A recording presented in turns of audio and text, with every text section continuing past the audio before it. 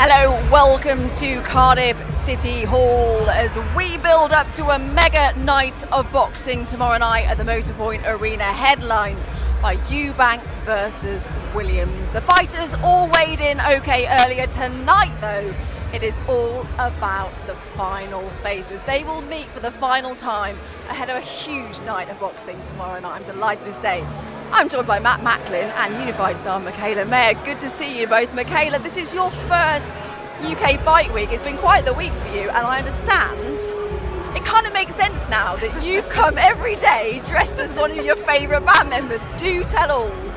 You wouldn't know because it's not super obvious. It's all tastefully, every outfit I've worn this week is a tasteful interpretation of each Spice Girl. I get it now. Yes, like I was in the leopard yesterday, so obviously that was Scary Spice. Today I'm Baby Spice. But you have to understand, growing up in the US, the Spice Girls was really my only experience with the UK and London, and they were my first concert ever, and I've just always been an avid Spice Girl fan. Matt, what's your excuse? What have you come as? Well, I bumped into Sporty Spice this morning hitting the gym, so, you know, I've got to go for her. I walked out of the elevator, I'm like, I'm Sporty Spice today. I love it. Oh, we're in for a real treat this evening. Let's get it started then and hand you over to MC Buddy Johnson. Ladies and gentlemen, on behalf of our promoter Ben Shalom and the team at Sky Sports Boxing, welcome to City Hall for the final face-off. This is the season 2022 opener of Boxer live from Cardiff. Our main event, Eubank Jr. versus Williams. And a phenomenal championship contest. Shields versus Cozen for the undisputed female middleweight championship of the world. Now, before we begin, let's hear a few words from Savage Dan, Adam, and Johnny. Johnny's not even here, is he? What a turnout, Adam. We've had the public workout, we've had the press conference, we've had the weigh-in, we now have the final face-off. The time for talking is done. It certainly is. Johnny's actually next door. He's doing an interview with Clarissa, but he's here. Fantastic to see so many people here from Cardiff. They'll be cheering on Liam Williams tomorrow night. It's just great, Dan, being back in Wales, a real fighting country. We've had terrific fighters down the years, the likes of Steve Robinson, Joe Calzaghe, Robbie Regan, Enzo Macronelli, so many. And Liam Williams does it for Wales tomorrow night. But it's a big, big ask against Chris Eubank Jr. So, yeah, cannot wait. Massive crowd here. Listen to that atmosphere. It's going to be there tenfold tomorrow in the Motorpoint Arena. What performance do you think is going to be the big one for tomorrow? Dan, I was in the Motorpoint Arena last night for the darts. It's going to be tenfold tomorrow night, and there was some electricity then. I think it's going to be brilliant. You know, will Liam be able to keep his cool? Will Chris Eubank Jr. be able to give us that defining performance that we need from him? It's all on the line tomorrow in the middleweight division. Add Clarissa Shields and the stardust she sprinkles, Caroline Dubois' debut. Top to bottom, it's a great card, and it's a fantastic start for us in February on Sky Sports. It certainly is.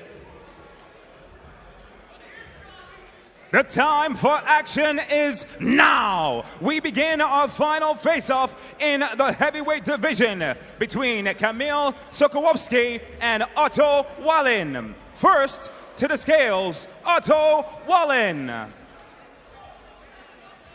Matt, first and foremost, it's been a while since we've been in Wales for boxing, but you can't beat this kind of atmosphere around Fight Week. We've missed this buzz, haven't we? Oh, we've missed it badly. You know, this is what we live for, isn't it? These big fights, and you're right, and there's been some huge fights over the years in Cardiff. Joe Calzaghe, you know, Enzo Macronelli as well, even Gavin Rees down through the years, and recently Joe Cordina. I think that was the last one we did here, so it's great to be back in Cardiff. And the main event, Liam Williams, Chris Eubank, great fight, but also some great fights on the undercard too. We're going to see Otto Wallin getting up on the stage. You know, he's a genuine heavyweight contender, but someone that needs to get a bit of momentum again. Yeah, I mean, he's lost that bit of momentum. He had that sole defeat to Tyson Fury, good amateur. He's had a few wins since then. He's just got to keep that momentum going. He thought he was going to get the fight with Dillian White. That fell through at the last minute. So, it's important here that he just gets the win, keeps his career moving, keeps that activity, keeps that momentum building. He's trying to work his way into getting another big fight and hopefully a shot at the world title.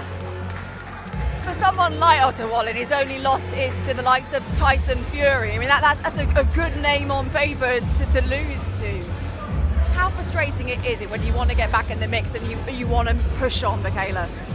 Well, he's lucky because he's in the heavyweight division, and right now, where the heavyweight division sort of fell off for a while, it's back, and any up-and-comer in that division has tons of opportunity ahead of them. So all he needs is a couple more wins to be back in the mix. I wouldn't worry too much. If he has the talent and he has a team, then he should go far. How much of a test will Solowski be? I think he's a tough, durable guy. He's experienced. He's been there with some good opponents. I think he'll give him some rounds, but I don't think he really poses much of a chance of beating him. I would be shocked if he did. I don't think anyone would expect that to happen. But I think we're going back to what we said about activity. I think it's just key for Wallin to stay busy now, and because he's one of the top heavyweights. He's certainly established himself in the top 10 with that performance against Tyson Fury, and obviously just staring each other down here. Wallin has a height advantage, so I'm sure he'll look to get his jab going, and should be a routine win and keeps the momentum going in his career.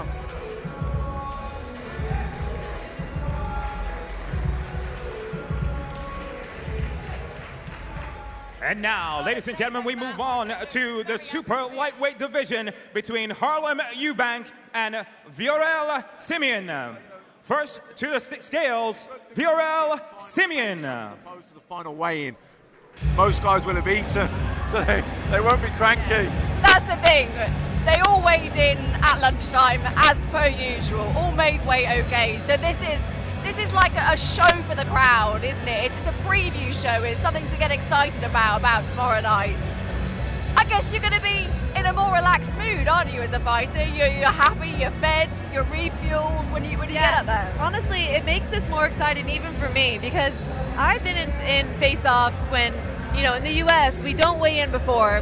What's happening right now is our first weigh-in, and so we are hungry, we are dehydrated. And I even remember 2 fights ago when Erica Farias tried to flinch me in the weigh-ins. I was just so emotionless and dead that I couldn't even react to her flinch. So it's going to be a different story here. They might have a little bit of fight in them. Because what people don't realise is, like you say, if you don't weigh in until late afternoon in the States or early evening, those hours as days go on, it makes such a difference when you're making weight, doesn't it? Oh yeah, it makes such a difference. I'm glad they got to weigh in sooner, but like I said, they're hydrated now, and I'm actually excited to look at Clarissa Shields with her face off, knowing that she's fed and fully hydrated, and I'm excited to see something exciting from her. Very much looking forward to Clarissa Shields later on.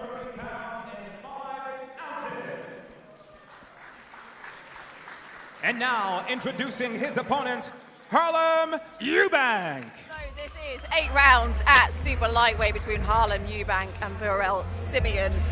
Good to see Harlem Eubank on this card. He obviously trains with Adam Booth, as does Liam Smith. We have to say Harlem Eubank is Chris Eubank Jr.'s cousin. I mean, Harlem hasn't actually been training in the gym alongside Liam out of respect for his cousin. You could understand that. Yeah, well, I was speaking with Adam Booth last night, funnily enough. We got chatting and he spoke about the situation. So, he was sensitive to the situation. He spoke with Harlem about it, and he made sure he engineered the training around that. He didn't make him feel awkward, didn't put him in any awkward situation. They were training. Totally fair enough. Oh yeah, exactly. Training at separate times, and he kept that. He was sensitive to the family connection. On paper, Simeon is probably the most accomplished fighter that Harlem has faced, but you have to look at his age. He's 40, and perhaps his best years are behind him. Yeah, I mean, he was a great fighter in his day, Simeon. He was a brilliant amateur, fantastic amateur. I remember him from the amateur days, but the last few years, his form hasn't been great. I think he's lost something like 6 or 7 of his last 8, so he's very much the opponent, the B side now. So, Harlem should have too much freshness for him. For Harlem, though, he's still a work in progress. How highly do you rate him? Yeah, I mean, it's difficult to say. He's boxed very sort of modest opponents up to now. Didn't have a big amateur pedigree behind him or experience. So he's they're picking the opponents carefully, but that's the right thing to do for where he's at. You know, it'd be interesting to see how he gets on with Simeon because, like I say, great fighter a few years ago, but he has been blown out by some of the top guys recently. So, you know, if Harlem wants to impress, he needs to make a statement. All right, let's hear from Harlem now. He's with Dan. Harlem, you've made it very clear who you will be supporting in the main event. What kind of reception are you expecting from the Welsh crowd tomorrow night? I'm pleased to be here in Cardiff. It's my first time here. It might be a hostile crowd to start with, but I feel like I'll win the Cardiff crowd after my fight, no doubt. You look in phenomenal shape.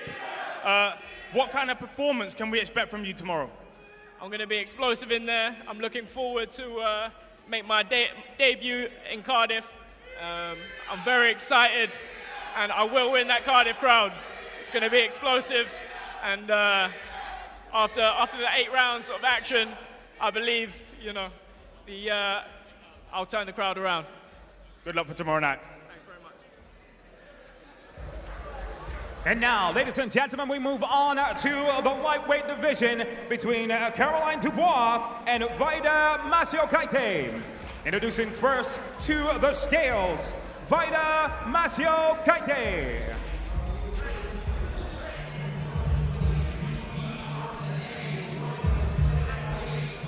Michaela, I'm sure you're going to have a keen eye on this fight tomorrow evening. Caroline Dubois making her professional debut against Vaida Masiokaite. Caroline, she's a highly rated amateur star, and like I say, is a much anticipated professional debut. What are you looking to see from her tomorrow evening? Well, coming into this fight week, I looked back at some of her amateur fights just to kind of freshen up on her style, and she really is amazing. I mean, she's really technically sound. In there, she doesn't look like a 20-year-old. She looks very experienced and developed. What do you like in particular about her? Everything. The way she holds her form, her conditioning, her punch count, just her all-around technique I like. And I always look at that. You know, I come from a very strict coach who's very, very, very technical. So that's always the first thing I look at. And she's a very sound technique. She's also beaten a lot of the top girls, a lot older than her. What I'm looking for in this fight is to sort of see, has she focused or started to focus on making any of those changes that you need when you make the transition to the pros? Because it takes a lot of time. I don't expect to see a ton of changes, but definitely see if she's maybe altered her style. How well do you think her style will suit the pros? At this level, she'll be able to get away with the style that she has for a long time. I mean, the girls that she's going to be going up against, they just don't have the amateur pedigree or the experience that she does. So she'll be able to get away with it. But as time goes on, she'll have to slowly start making those transitions and adding those different things to her arsenal to adapt to the pro style.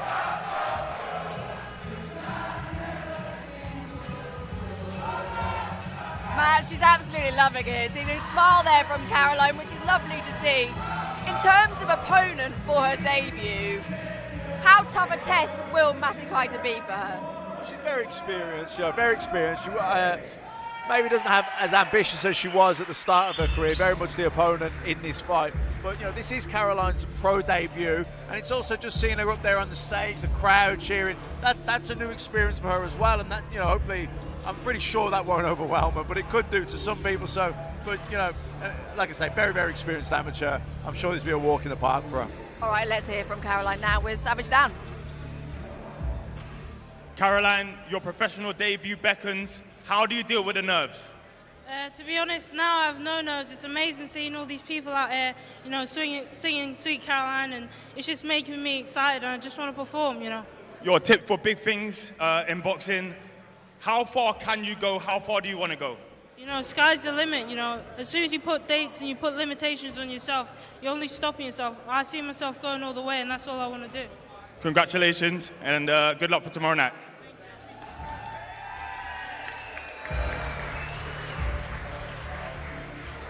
And now, ladies and gentlemen, we move on to the heavyweight division.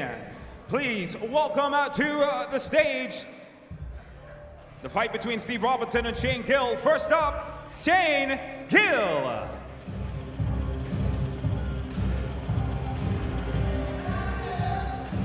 So 6 rounds at heavyweight between Steve Robinson and Shane Gill. Matt, Steve Robinson than last time we saw him. I mean, he absolutely destroyed his opponent. 98 seconds is all it took to get rid of him.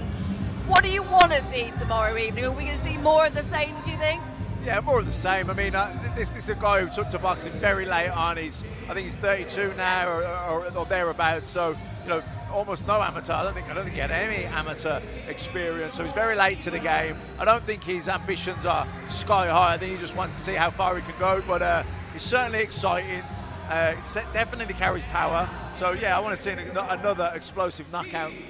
How much pressure will be on his shoulders, as Matt said, at the age he is, to push on? I mean, you haven't got an infinite amount of time at that age when you're coming at this level. I think there's a lot of ageism when it comes to sports and boxing. You know, I'm 31 and I feel I haven't even hit my prime yet. And it really just depends, how many miles do you have on your body? Have you been overworked? Have you taken too many shots to the head? Are you over sparring? Are you not resting in between fights? And there's so much that goes into it. I think is very specific to the individual.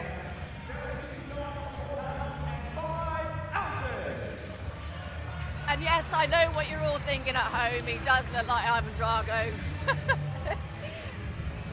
He probably does some double work on the side. I reckon Rocky IV was definitely his favourite film. He sparred Anthony Joshua, Matt, in his fight for Kubrat Pulev. How much experience, how much do you gain from doing that? A massive experience. You know, that's how you gauge where you're at. You know, you spar world champions or guys on that level, certainly ahead of where you are.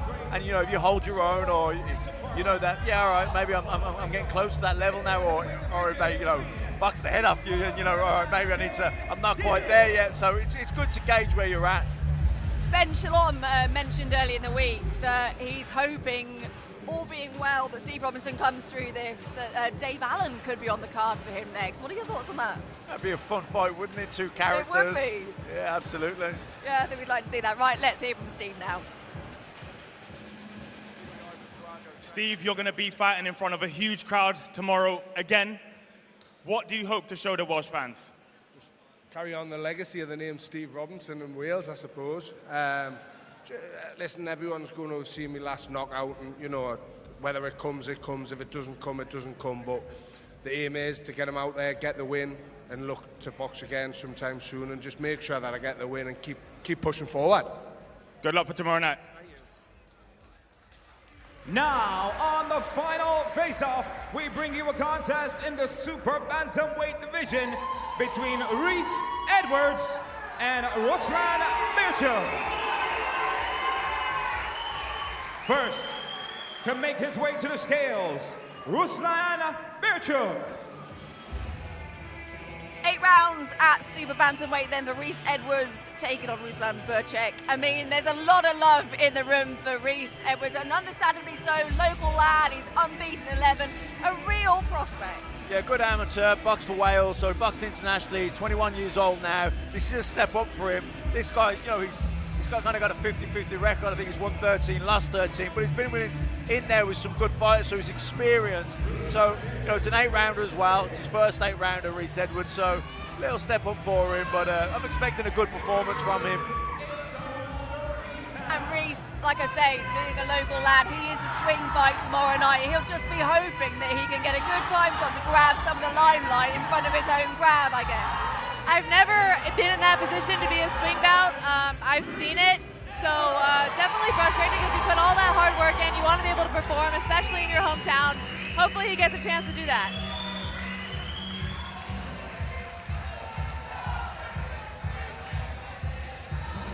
Matt, a real chance for Reese just to get some good exposure. I mean, I can't hear what anyone's saying. Look, he's the local kid, isn't he? So they're really getting behind him. You know, he's got a good following here. They're making a lot of noise. Here he is. Brilliant.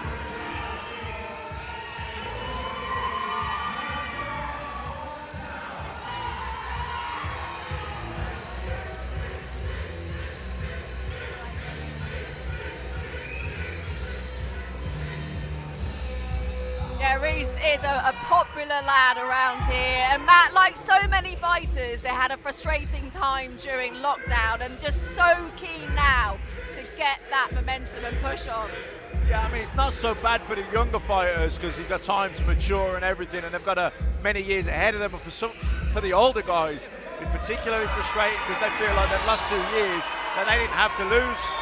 If you were in your peak during this pandemic, it was really tough. For me, it was somewhat tough. I was really lucky. Top Rank moved me well. They got me a world title fight in the pandemic, but it was very rare, and a lot of people sat on the shelf and wasted very prime years.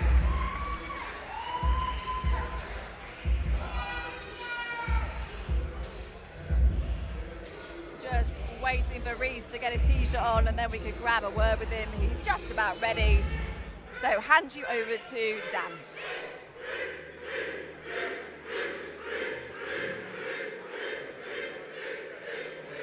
Reese, this is some support you've got here. Cardiff, make some noise. It's a lot of fans, a lot of pressure. No, it's everything I've been working towards, and I can't wait for tomorrow night. What do you want to show the fans tomorrow? You're one of boxing's best kept secrets. I just want to show them, as I normally show them, good boxing brain, good hand speed, and a good performance. Good luck for tomorrow night, Reese. Make some noise. And now we bring you our first championship contest of tomorrow evening in the English welterweight title between the champion Samuel Antwi and the challenger Connor Walker. First up to the scales, please welcome Connor Walker.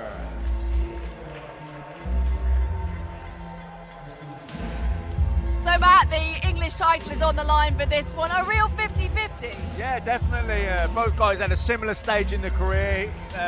Walker's had the one draw. You know, I think he's got 10 wins. And then Antwi, I think, has lost one. He's the 11-1, I think. So yeah, English title fight, 10 rounder. Should be a good fight. What do you think it's going to come down to? You know, I haven't seen enough of either guy to really give a full prediction on it, but you know, it's their first time really boxing on a card of this magnitude, so you know, hopefully they stay calm, they don't get too excited, they're too eager to impress. But I think it's a well-matched fight. I don't know who's going to win.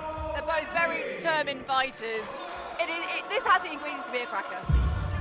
I studied a little bit of Antwi, that's how you say it, and I like him. I gotta say, he stands out to me. Of all the fighters I watched coming into this fight week, he really stands out to me. He has a unique style, an awkward style. I don't know much about either fighter, but I'm kind of rooting for him.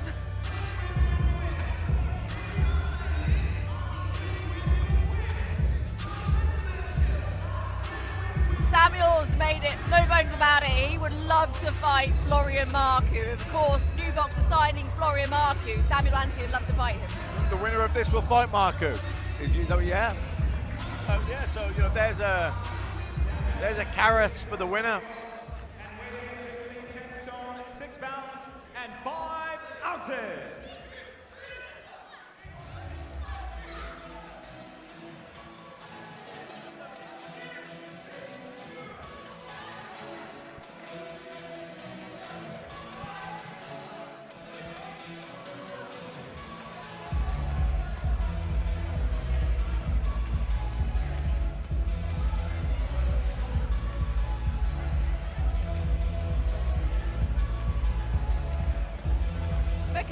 The faces of two men that are just ready to fight now.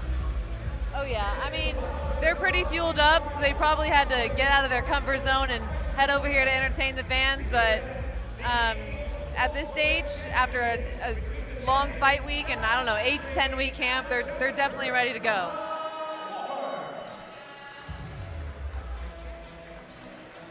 Few words exchange, Matt. Yeah, a bit of verbal going on there. I'm trying to lip read them.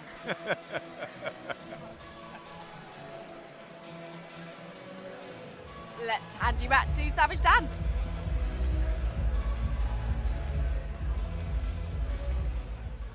Guys, this is one of the fights that could go down as fight of the night.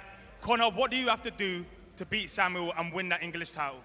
Punch him square in the face numerous times. Simple as that. How do you beat Connor? There's levels to this. You're going to find out on Saturday. We'll find out tomorrow. Good luck, boys.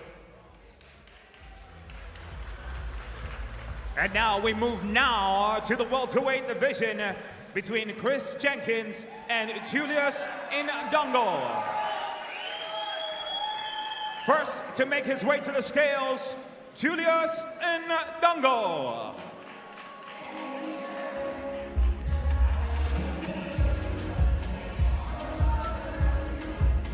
Bit of a left wing fight this one, Matt. Wasn't expecting this one to happen, but it could turn out to be a great fight. Yeah, I mean, it depends what Indongo's got left. You know, he was a really good fighter a few years back, upset Ricky Burns over here, then lost his title to Terence Crawford, got done with that body shot.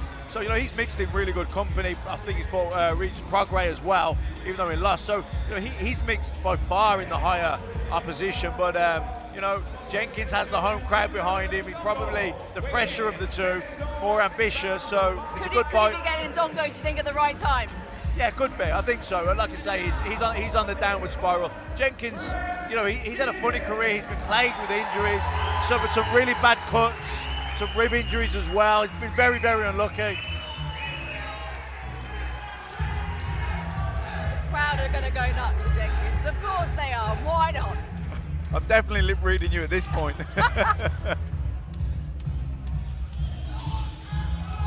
It's a case of, Matt, the winner stays on, but where does the loser go in this fight? It's difficult to see where the loser goes. I mean, there's no clear path to see where the winner goes, because they're at a funny stage in the career, both of them, but certainly the winner, something will come for him. I'm not sure what that'll be, but for the loser, long road back.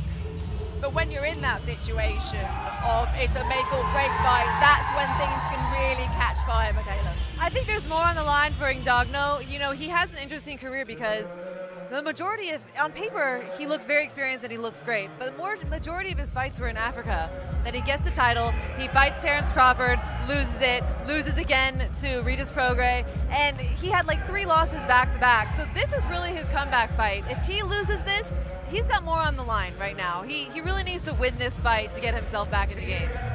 Yeah, absolutely. I mean, you know, it's okay losing for a world title fight or losing at a certain level. Then you come down a couple of levels. If you lose there, where'd you go? You know, what's the next move then?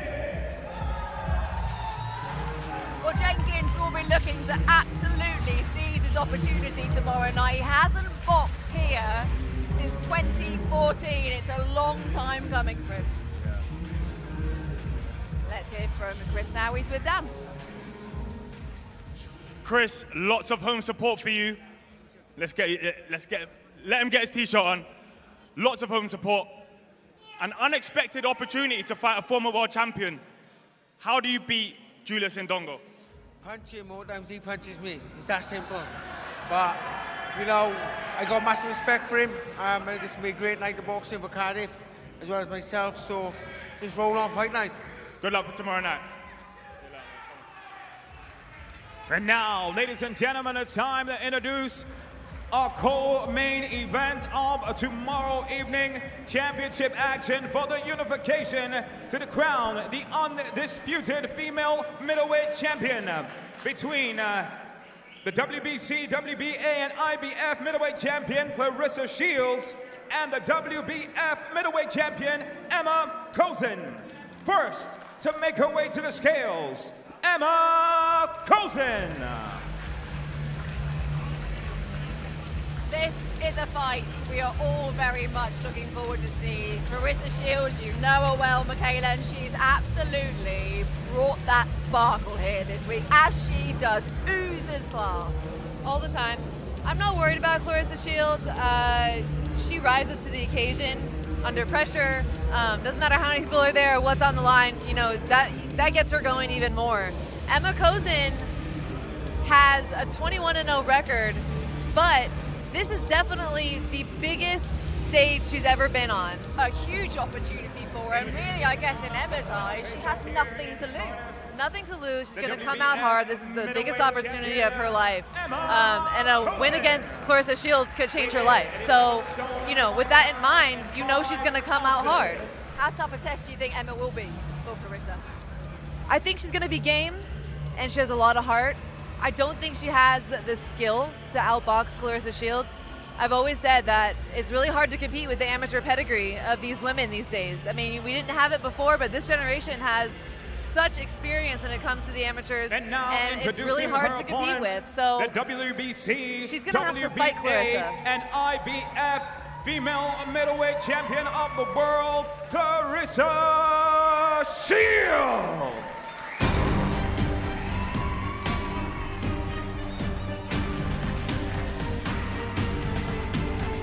I am the greatest woman of all time.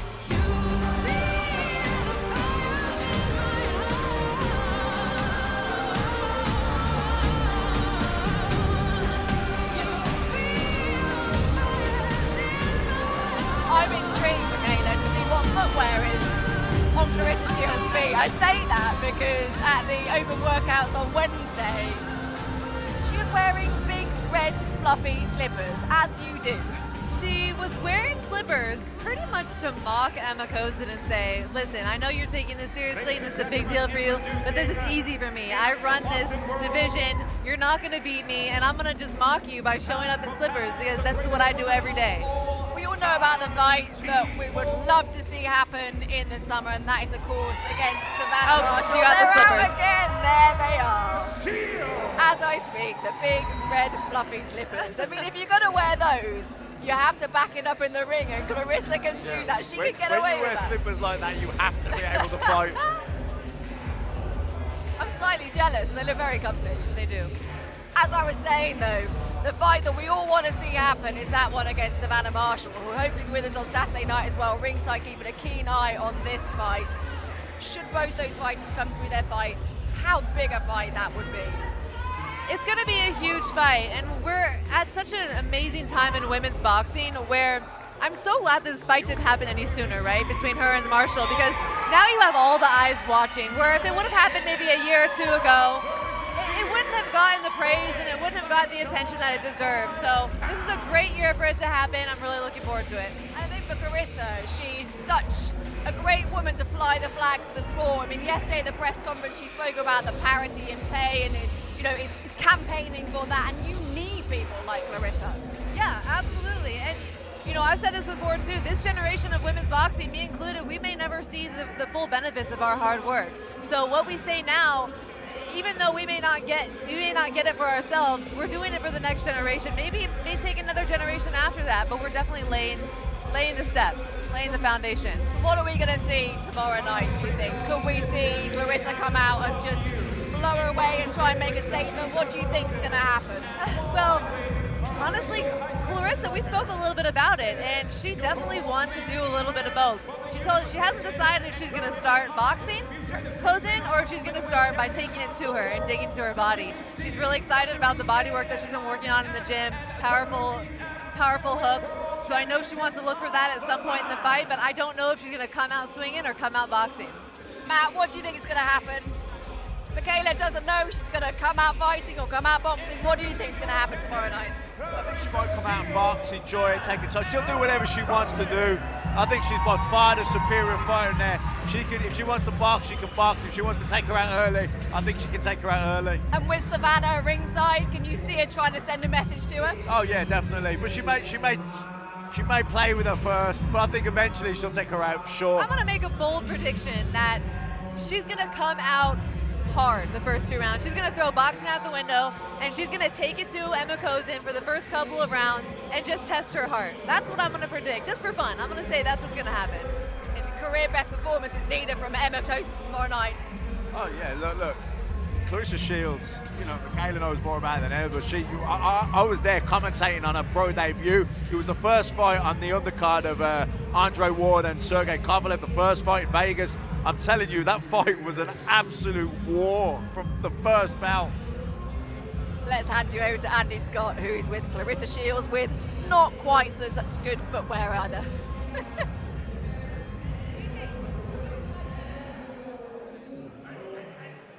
Ladies and gentlemen, the GWOAT, pound-for-pound star, Clarissa Shields. Clarissa, all smiles on the stage. You've had a great reception all week, but when you went face-to-face, an icy glare came over your face there. Is it strictly business Saturday night? Strictly business. First of all, what up, y'all? Thank y'all for coming. Tomorrow is go time. I've been nice this whole time. I have a lot of respect for Emma. She got as many knockouts as I got fights. I'm ready for tomorrow. At the same time, at the open workout, she said, you said, I'm going to show Emma there's a difference between being good and being great. Yeah, it is. It is. I've been on a world stage since I was 16 years old with 2 Olympic gold medals, winning my first Olympic gold here in London, and now I'm being able to turn pro and have all these world titles. I'm not letting nobody take my titles from me. And as good as Emma is, I'm great, and I'm going to show her that tomorrow. Will you be confident enough to give us a prediction? You know what? I don't want to give a prediction. I'm going to be a surprise, but just don't blink tomorrow. Final message to everyone here, but also everyone back home in Flint who I know will be watching. Everybody back home at Flint and you up in the USA who's watching me, I love you guys. I'm bringing the belts back home. Don't worry. The belts are coming back home to the USA. Ladies and gentlemen, Claressa Shields. And now, ladies and gentlemen, this is the moment you've all been waiting for. We've come time for our main event here at the final face-off in Cardiff, live on Sky Sports Boxing between Chris Eubank Jr. and Liam Williams in the middleweight division. But first up,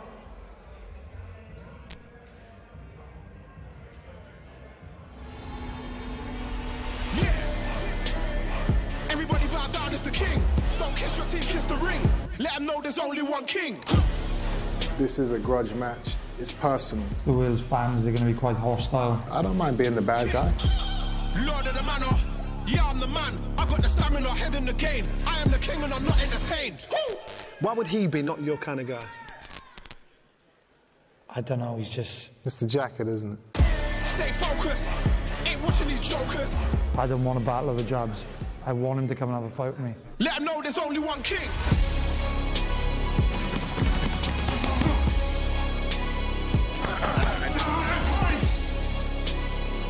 I'm going to hit him with every shot in the book. Let the games begin, I'm going in.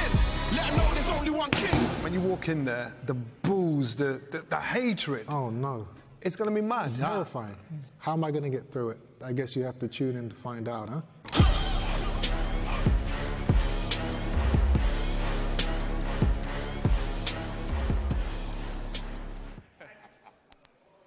Ladies and gentlemen, joined by 2 very special guests. Johnny Nelson, one of the best cruiserweights we've ever had, and quite frankly, one of the best to ever do it, Roy Jones Jr. Roy, I'm going to come straight to you.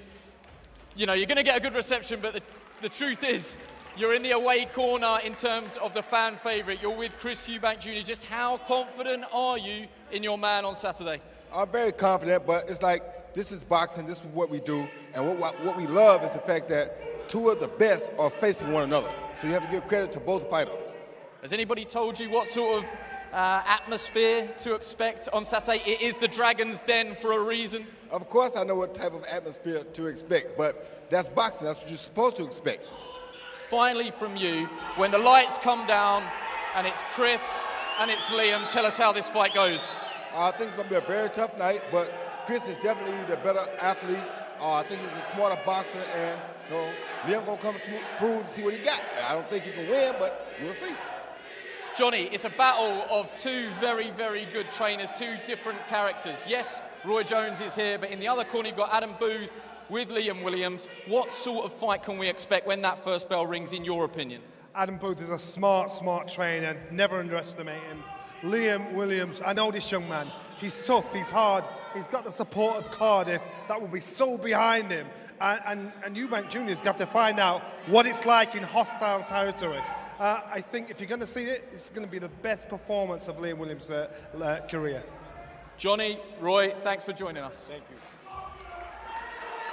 Now, this is the moment you've all been waiting for. In partnership with Wild Hydrate, our official hydration partner, this is the final face-off, brought to you by Boxer and Wasserman Boxing, live on Sky Sports Boxing. This in the middleweight division. Please welcome to the scales, Liam Williams.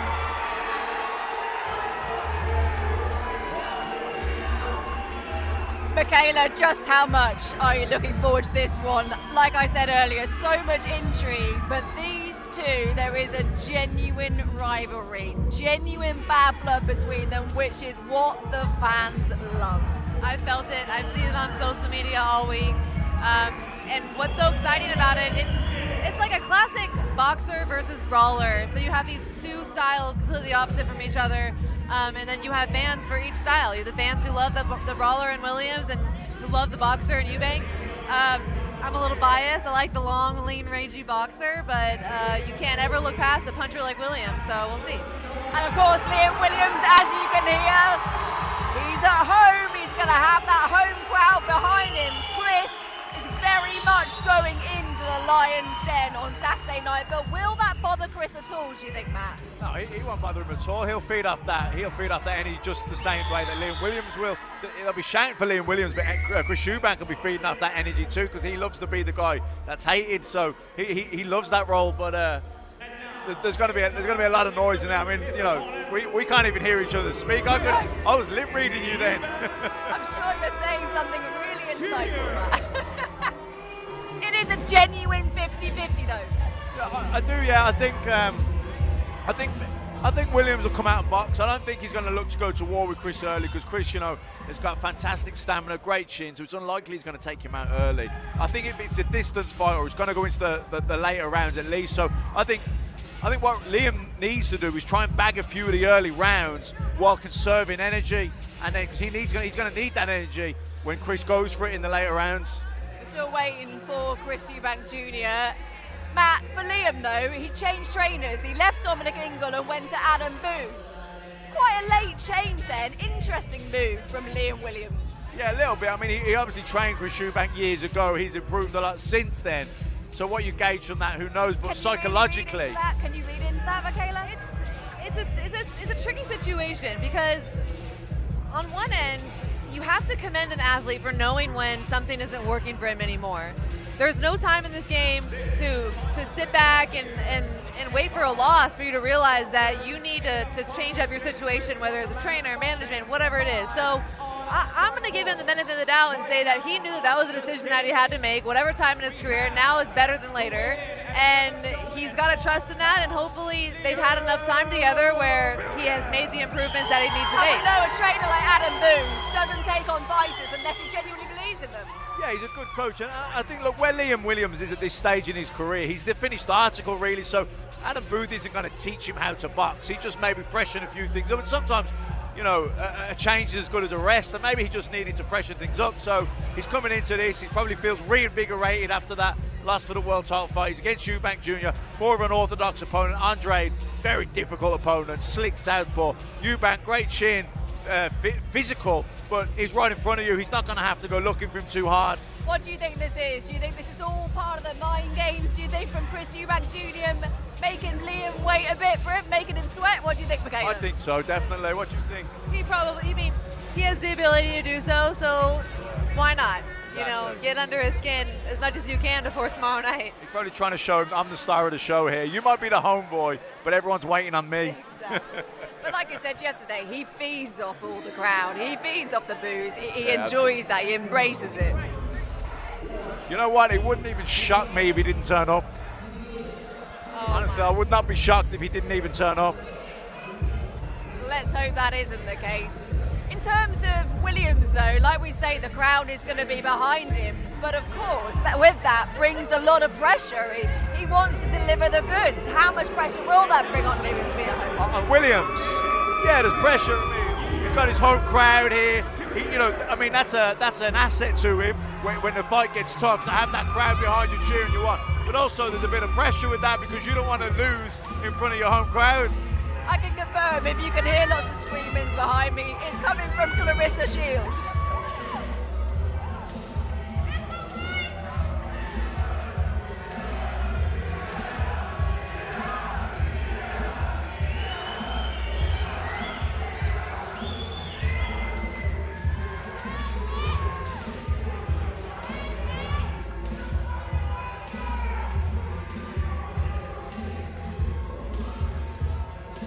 Matt, he looks happy. Chris looks happy.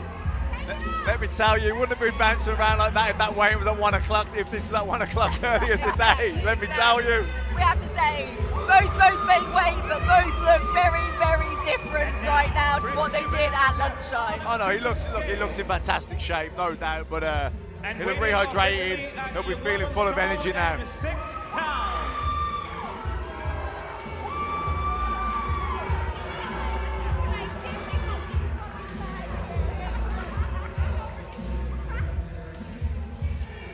This is Chris's third fight with Roy Jones Jr. So far, we've seen glimpses, we've seen flashes of what he's been working on with Roy. Do you think we'll see the finished article on Saturday? Do you think Liam Williams will bring out the best in Chris? Well, you know, the last two opponents were modest opposition, really, and that's understandable because he was a new coach. They're working on things, and you could see he was trying. The left hand was low. You could see the Roy Jones influence on him. But, you know, he's going to have to put that all together now. And, he's going to need to make sure that's incorporated into his style. Because otherwise, you know, when the pressure's on, and he's going to be put under pressure in his fight, you know, he could revert to type. This is what we want to see. This is the genuine bad blood right there. What is he saying? What is he saying?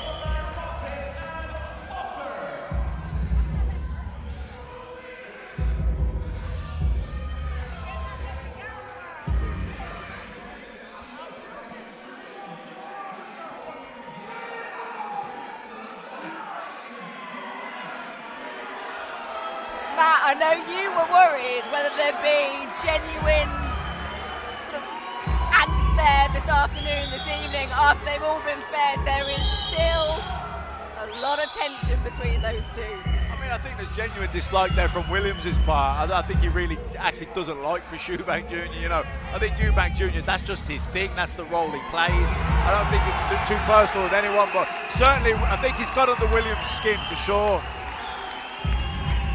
What do you think it's going to come down to? What version of Chris will we get? Do you think it'll be a fight, a boxing match, a brawl, a chess match? What do you think we're going to get? What do I think we're going to get? I think Williams is going to come out and box. I don't think he's going to look to engage Eubank early. I think he's going to try and nick a few of those early rounds, conserve energy, get a lead on the cards, because I think we know that Eubank's going to come on strong in that second half. So I think Williams, the smart thing would do, try and nick a few of those early rounds, but make sure you're conserving energy for the second half. All right, let's hear what Liam Williams has got to say. He's with Andy Scott. Liam, fired up, but I just wonder if you want to address all these people that have come out on a Friday night to see you. Unbelievable. Some turn out to cut. They've obviously come straight from work, straight down here to support me, support their man. Look at them. How much confidence does this give you that this is just a small fraction of the people that are going to be there tomorrow night to sell out, and we know that most are there to see you? I don't need any more. I'm grateful for all these people and, all the people that are going to be coming to watch tomorrow. But I don't take any confidence from that because I know my ability. I'm winning tomorrow regardless, and I'm winning in good fashion. The words that you can repeat, what did you say to him at the head-to-head there? Can't repeat. Okay. Before you go, because I know you want to get off, your final prediction. When that light comes down, it's just you, him, and the referee. How does this fight go? I'm going to smash this guy to pieces. He's getting done bad. Wish you all the best of luck. Just going to make my way over to Chris. Chris, it's only fair just to give you a straight reply to that. His final prediction was he's going to smash you to pieces. What do you say to that? Listen, the talk is done. We've got 24 hours to go. I know what's going to happen. The real boxing fans out there know what's going to happen. I'm just happy to be here. I love Wales. I love the Welsh fans. Whether you love me or hate me, it's going to be a hell of a fight. Do you believe that red mist will come down tomorrow night, that you will have to put it on his toes, that you will have to stand in front of him at some point? I'm a professional, there is no red mist. I'm thinking at all times, and I'm doing what I need to do to win. I'm not a dirty fighter, I'm a clean fighter. He's already said he's going to try and fight dirty. That's not the fighter I am. I'm going to beat him the right way, and I will beat him. I know that you and Roy, winning is all that matters, but do you want to put a statement performance out tomorrow night? Do you want to send a message to the rest of the division? Absolutely. I'm going out there to make a big statement, to cause serious issues in the middleweight division. Beating a man like him in the style that I'm going to do it is going to send a message to all the middleweight champions out there, and then we'll come for those belts in the summer and the winter. Thank you for joining us, and we wish you both the best of luck tomorrow. Okay, let's get straight over to Ben and Dan. Your immediate reaction to that. Come to you first. Ben Shalom, what a head-to-head, what an atmosphere. It just sets it up perfectly for tomorrow. Incredible. I mean, the fans here today, I just want to say thank you. What an unbelievable audience. I can't wait for tomorrow night. I think the fans are right behind Liam Williams, and fair play for Chris. He's playing the pantomime villain and everything is set up. It's going to be some special night tomorrow night. Word on Clarissa Shields and Emma Cozen as well. Clarissa Shields, I mean, she is a star. I have not seen something like that before. She feels it, she knows it, she is it. She is the greatest woman of all time. To have her here tomorrow night in Cardiff, special. Dan, it feels like this whole week, the whole build-up has just crescendoed there. We had the gloves are off, which was tense. We had the media workouts where there was a little flashpoint. We had the head-to-head in this very room yesterday, but that topped it off. What was going through your mind there when they went nose-to-nose? I was just hoping that nobody shoved each other I out. think we were all hoping that. No, it looks like it's going to be an incredible fight. I would be astounded if this was one-way traffic for either fighter. I think it will go back and forth, and I think the Welsh crowd will have a lot to do with it as well. Thank you both for joining us, and everyone here, I hope you enjoy the night tomorrow night.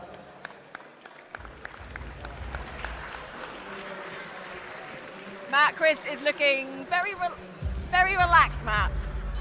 Sorry? Chris is looking very relaxed. Yeah, he did, didn't he? He did. He soaking it all up. I think Liam didn't look more tight, but he just, I don't know, seemed a bit more maybe engaged with the crowd. Obviously, they're here cheering him on. Maybe he's feeling the pressure a little bit more. He's the hometown fighter, got great support, but there is a little bit of pressure with that. And I think you could see that a little bit. I've got Clarissa Shields standing here. We were trying to listen to those interviews, but all we could hear was your screaming, Clarissa. You seem to be absolutely loving it. Yeah, I love a grudge match. I love when two guys don't like each other and they get ready to fight tomorrow. I'm like, yes, get in each other's face, say stuff to each other, put each other in something. Who's your money on tomorrow night? You know what? It's a tough fight for both guys. I feel like Liam Williams has been tested more than Chris Eubank, but Chris Eubank has been with the great Roy Jones for over a year, and he has great punching power. So I really don't know it. I think it depends on who shows up and who had a better camp. What are we going to see from yourself tomorrow night? Oh, I'm going to be Emma Cozen up tomorrow. I don't like to predict knockouts because my team told me not to, so it could be a surprise, but not going all 10. Savannah Marshall is going to be ringside. Are you looking to send a message to her tomorrow night? You know, I'm a focus on Emma Cozen, but Savannah Marshall already has the message. I'm the greatest woman of all time. I'm here in your country. I'm here to fight you. When I whoop Emma, I want you next. That's the message. We've absolutely loved having you here. I've loved having you screaming in my ear as well. It's brilliant. Good luck with more. Stop yelling so much. Michaela's like, I hear that yell all the time. Save your voice. Go and rest. Absolutely brilliant having Clarissa here. And you know what's really lovely to see is how much all the fighters are loving this fight week too. Yeah, I mean, she got a great reception there. Everyone really got right behind her, cheered her. And you could see she loved it. You know, she appreciated it. She played up to it. You know what I mean? With those slippers especially. So that was good. In terms of Eubank, Williams, bragging rights at stake. Chris has spoken about he wants those big fights. He wants the legacy fights, but he cannot afford to overlook Liam Williams tomorrow night if he's going to move on to those. Well, look, it's a must-win fight for both guys because whoever loses here, you know, certainly their world title ambitions are going to be far, far away. If they ever maybe they'll never get back there. So, you know, it really is a must-win. You know, Chris Eubank, he's not a young kid anymore. He's been around a while. He's 32 years old. You know, Liam Williams 29. So I'm not saying it's last chance saloon, but it's a long way back for the loser here. Well, Liam's viewing it as almost like his home world title fight. It's his opportunity. He said if he doesn't beat Chris tomorrow night, he never will. Yeah, look, I think as well for Liam Williams, I think he'll draw a lot of confidence in the sense that, you know, he'll be looking at his last fight. Yeah, he got beaten by Demetrius Andrade, but Andrade is a nightmare for anyone to fight. He's a slick southpaw, difficult to find any rhythm with. You know, Eubank, he's orthodox, he's there in front of him. There's going to be a physicality factor to this fight, and I think Lee's got to make sure he paces the fight right because, you know, Eubank's got great stamina. I think he'll finish strong. So Williams got to make sure he paces the fight the correct way. Michaela, what's it going to come down to? Who's going to win, do you think? There's a balance, though, because Williams is the shorter boxer, he has to make sure that he closes that space between Eubank. If he stays on the end of Eubank punches all night, he's never going to be able to catch up. He can't wait till halfway through the fight to kick into gear and press the pace. So he's going to have to close that space smart. One thing I would like to see him change going into this fight is closing that space with a little bit more elusiveness, right? Not coming straight in on Eubank. Eubank's going to be looking for those uppercuts, so he has to get his head off the line and lots of feints. Prediction? I'm going to go for Eubank on this one. I don't know the fighters well enough to tell you if he's going to get a knockout or not, but I think that he's going to easily be able to land on Williams. Matt? I think Eubank may be on points or maybe a late stoppage, but I think he'll be behind after 6 rounds. I think it'll be the second half of the fight that he takes over. If tonight is anything to go by, it is going to be absolutely brilliant. Thank you very much. We all need to go and rest our voices now ahead of tomorrow. It's been fantastic. You don't want to miss it. Make sure you join us tomorrow night, 7:30 p.m. Sky Sports Arena, Sky Sports main event. It is going to be absolutely fantastic. Join us then.